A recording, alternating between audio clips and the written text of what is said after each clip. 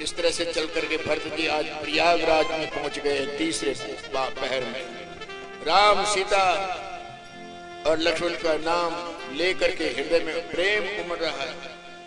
आज भरत जी के पांव में छाले पड़ गए, पानी से भरे हुए छाले ऐसे चमक रहे हैं। पंकज कोस ओस जनदास, जैसे कोई ओस के मोती चमक रहे हो।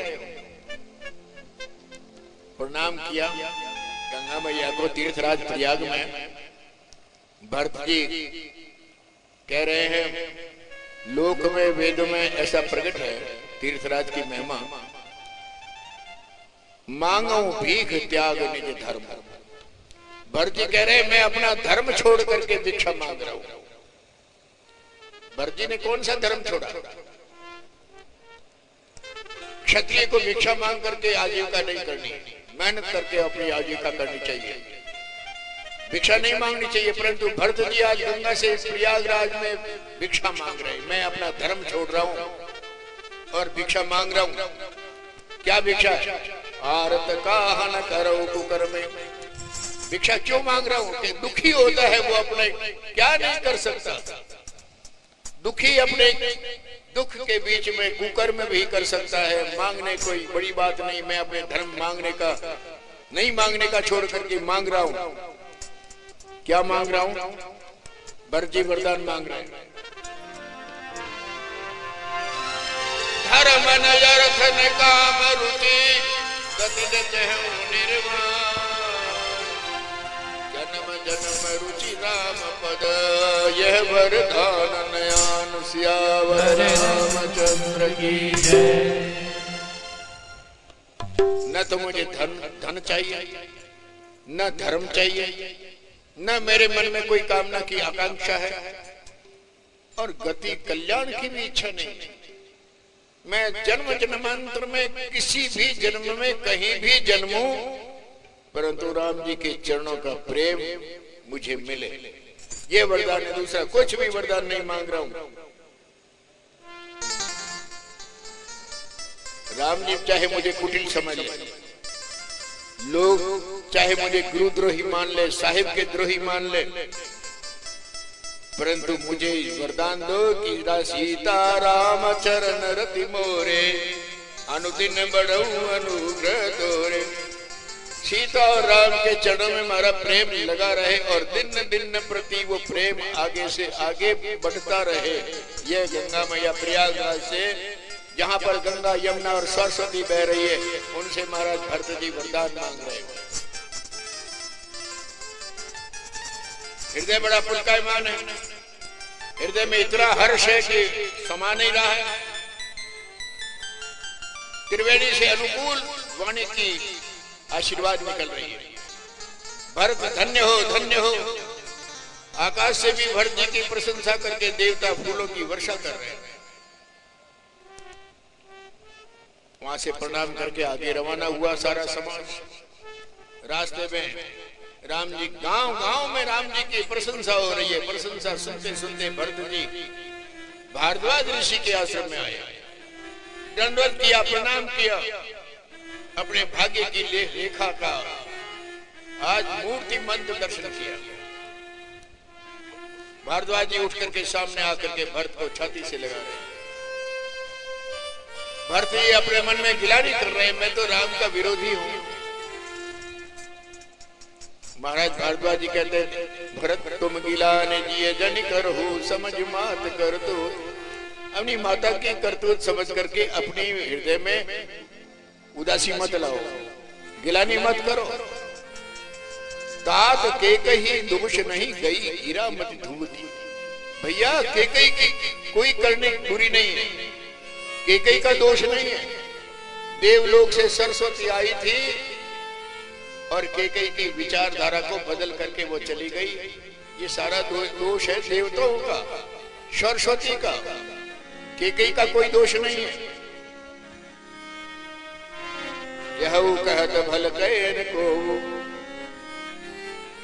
आप इस बात की चिंता मत करो, आपको कोई बुरा नहीं कहेगा। लोक मत और वेद मत से, विद्वानों के मत से आप बुरे नहीं हो। आपका यश पवित्र है, संसार छा रहा है। राम जी का वन में आना अनर्थ का मूल हुआ, सुन करके सारा संसार दुखी हुआ। इन बात से रानी अयानी रही, अनजान रही, कुचाल कर ली, परंतु बाद में वो पछता गई। कहो तुम्हारे यलब अपराधो कहे सो अदम अयान यसादो। हे भरत, आपके अपराध को कोई कहेगा नहीं। कोई कह दे कि भरत का अपराध है, वो असाधु है, वो सज्जन नहीं है, वो अनजान है। कर दो राज न तुम्हें न दोषु। अगर आप राज भी करते तो आपको कोई दोष नहीं था, राजा का किया हुआ राज था। और राम भी सुन लेते तो उनको भी संतोष होता।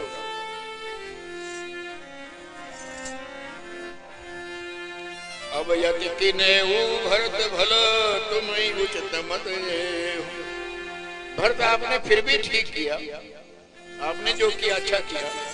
मंगल का मूल राम जी के चरणों का प्रेम है, वो मंगलमय है। उनका प्रेम सारे आनंद को देने वाला है। हे भरत, आपकी समझ में ये कलंक है, पर सबके लिए तो उपदेश है कि राम भक्ति कैसे होनी चाहिए। भरत जी ने प्रमाणित कर दिया कि राम की भक्ति कैसे होनी चाहिए। राम भगति रस सिद्धि हित भाये समय गणेश। राम जी की भक्ति रूपी रस सिद्धि के लिए ये बड़ा शुभ समय आ गया है।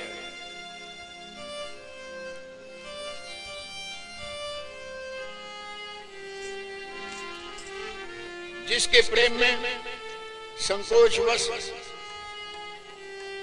जिनके प्रेम और संकोचशील के वश में होकर के सच्चिदानंद भगवान राम आकर के प्रकट हुए। महादेव जी अपने हृदय के नेत्रों को कभी अगा करके नहीं देख पाए। जिनका स्वरूप हृदय में देखते देखते शिव जी कभी तिरपत नहीं होते, वो राम भी आपसे प्रसन्न है। महाराज भारद्वाज जी भरत जी के भाग्य की प्रशंसा कर रहे हैं। शरीर से पुलकायमान, राम और सीता के प्रेम से आंखों में आंसू बह रहे हैं। मुनि मंडली को प्रणाम करके, भारद्वाज ऋषि को प्रणाम करके गदगद से भरत जी कहने लगे, मुनियों का समाज ऋषि मंडल के बीच में तीर्थराज प्रयाग के पावन स्थल पर सच्ची भी अगर सौगंध खा लेता है तो भी पापी का पाप का भागीदार होता है। ऐसे पवित्र स्थान पर सौगंध खा करके अकाज का भंडार आ जाता है। ऐसे पवित्र पर कुछ बना करके मैं कपट की बात कहूं तो इसके समान कोई अधमाई नहीं, कोई नीचता नहीं होगी, कोई पाप का भंडारी नहीं होगा। आप सर्वज्ञ हो, सत्य भावना से मैं कह रहा हूं कि हृदय की बात को राम जी जानने वाले अंतर्यामी हैं। मुझे मां के सोच की चिंता नहीं, मुझे हृदय में संसार अगर मुझे अपयश दे तो इसकी भी मुझे चिंता नहीं, मेरा परलोक बिगड़ जाए इसकी कोई चिंता नहीं, पिताजी का शरीर शांत हुआ इसकी भी कोई चिंता नहीं। को तो वृद्धावस्था थी और चले गए। संसार में उनका यश छा रहा है। बड़े पुण्यात्मा थे जिन्होंने लक्ष्मण और राम और सीता जैसे पुत्र प्राप्त किए। परिवार में ऐसे महान पुण्यात्माएं प्राप्त की और अंत समय में जाते से जाते राम के विरह में क्षण भंगुर शरीर को त्याग कर दिया। तो महाराज दशरथ जी चिंता के योग्य नहीं, पर चिंता सिर्फ एक बात की, राम और सीता और लक्ष्मण बिना पनही, बिना जूती के उभाने पांव से मुनियों के वेश में वनवास में भ्रमण कर रहे हैं। यही मात्र चिंता है। अदिन वसन फल असन मही शयन डास कुल पात बस तरु तर नित सहत हिम या तप वर्षा बात। वलकल पहने, वलकल वस्त्र पहने, फलों का भोजन करते हुए, धरती पर डाब के बिछोने पर सो रहे हैं, वृक्षों के नीचे निवास कर रहे हैं और सर्दी गर्मी और बरसात के बीच में हमेशा कष्ट सहन करे। बस इस दुख से मेरी छाती जल रही है। रात को नींद नहीं आ रही है, दिन को भूख नहीं लग रही है। ये ऐसा रोग है, इस रोग की कोई औषधि नहीं है। संसार में कोई ऐसी औषधि नहीं, विश्व में भी नहीं। मैंने अच्छी तरह शोध करके देख लिया, इस रोग के लिए कोई इलाज नहीं है। मुनिराज समझा करके भारद्वाज जी कह रहे हैं, आप मेरे अतिथि हो, अतिथि का प्रिय हो, कंद मूल फल फूल हम जो भी देते हैं उसको आप स्वीकार करो। भरती के मन में चिंता है, कुअवसर कठिन संकोच, जान गरुड़ गुर गिरा बहुरी। गुरुजनों की वाणी का महात्म समझ करके चरणों में प्रणाम करके हाथ जोड़ करके भरत जी कह रहे हैं, अवश्य आपकी आज्ञा को सिर धारण करके पालन करूंगा। बड़े परम धर्म है हे नाथ, अवश्य आपकी आज्ञा को स्वीकार। भरत जी के वचन मुनिवर के मन में अच्छे लगे। भारद्वाज जी सोचने लगे, जैसा मेहमान है वैसी तो पाहुनाई करनी चाहिए। राम जी के भाई, राम जी के भगत, तो इनकी सेवा कैसे करनी चाहिए। चाहिए तीन भरत पहुनाई, कंद मूल फल आन हो जाए। भारद्वाज जी ने अपने शिष्यों को आज्ञा दी, लाओ जाओ कंद मूल फल ले आओ।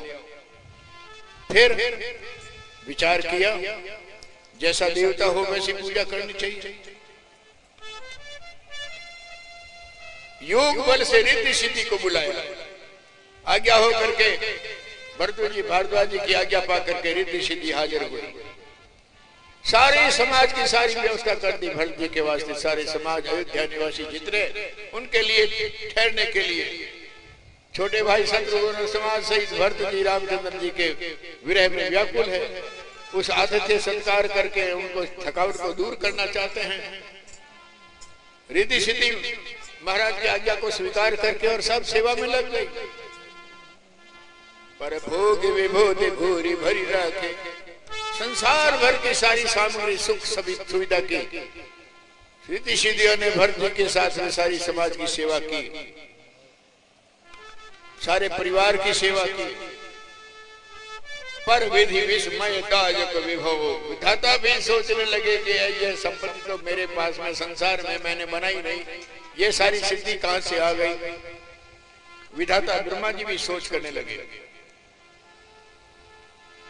सारी सिद्धियां हैं, सेवा है, सामग्री है, सब कुछ, पर भरते रह रहे हैं अयोध्या में।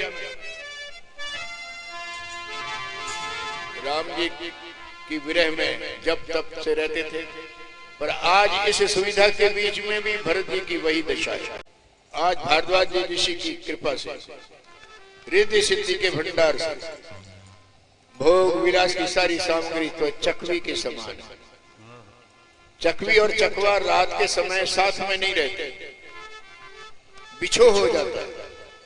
तो भरत जी चकवा है और संसार के सुखों की सामग्री है वो चकवी है।